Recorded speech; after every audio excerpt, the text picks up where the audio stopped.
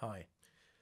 So I was in a conversation with a pretty established games developer about possibly collaborating on a narrative game, and we started thinking about what modern narrative games are, and why, in his opinion, a lot of things that previously worked don't work. And I kind of wanted to talk about this because this is something I'm going through at the moment, but also because I was able to take some ideas, from approaches to play and bring them to bear.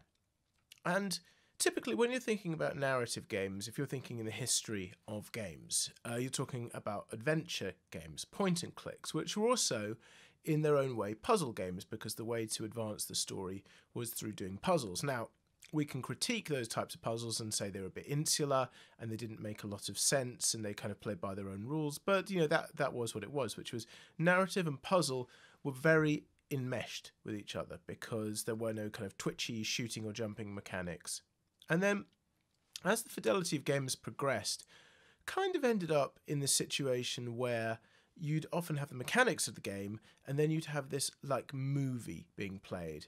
And often there'd be some sort of dissonance between the mechanics of the game and the story, which got termed ludonarrative dissonance. So an example of this might be something like Grand Theft Auto 4 with a very serious cutscenes and then very cartoony, violent gameplay. And it seems to me that after a certain point, story delivery did become part of voice acting and motion capture and 3D modeling. And so you eventually ended up with what were called kind of walking simulators, Dear Esther, Gone Home to an extent, Everyone's Gone to the Rapture, pretty much anything which the Chinese room has put out. And what those tend to do is to have these very beautifully crafted worlds in which stories are told to you with very little input on the part of the player to be able to shape things or even necessarily to get that much depth. And going along with this was also the Telltale Games, so like The Walking Dead and The Wolf Among Us, which had button prompts and QuickTime events to effect a certain amount of meaningful change on something which was, quite emotionally well considered, but verging on not being perhaps an interactive game at all, more like a sort of strung together movie with a little bit of choices. And so that kind of leads us to an interesting question now, which is we have the fidelity to be able to just put movies in games. And we've seen, that get closer and closer and games becoming more and more movie-like. But why is this perhaps not what we want for narrative games? Surely the best way to tell the narrative in a game is to do it like a book or like a film, to tell the story to the player. So why is this perhaps not the best thing? And why is it actually starting to feel a little bit outdated?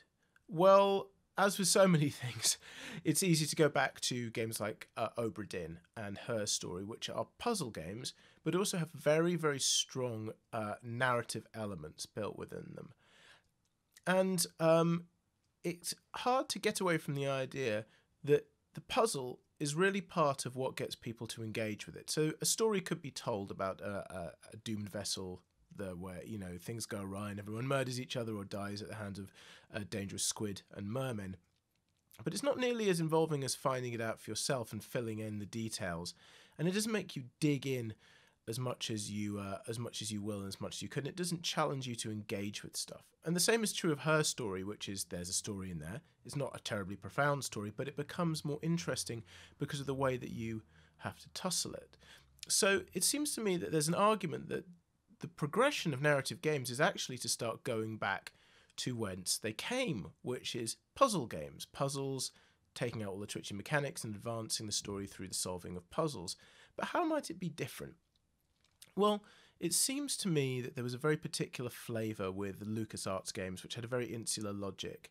And the thing which we've seen with Obra Dinn and Her Story, and hopefully with some of my games as well, is that that's been put aside for a greater kind of trust in the audience to be able to look for things and use their real-life skills. In fact, in my last game, Rivals, I actually made it so that the audience had to Google things, real-life events, in order to work out some dates for the game. And I think that that's about as close as you can get as bringing real-life skills in.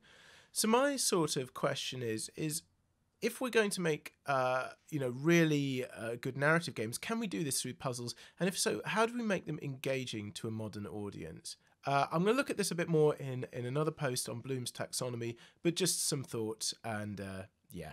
Okay. See you next time.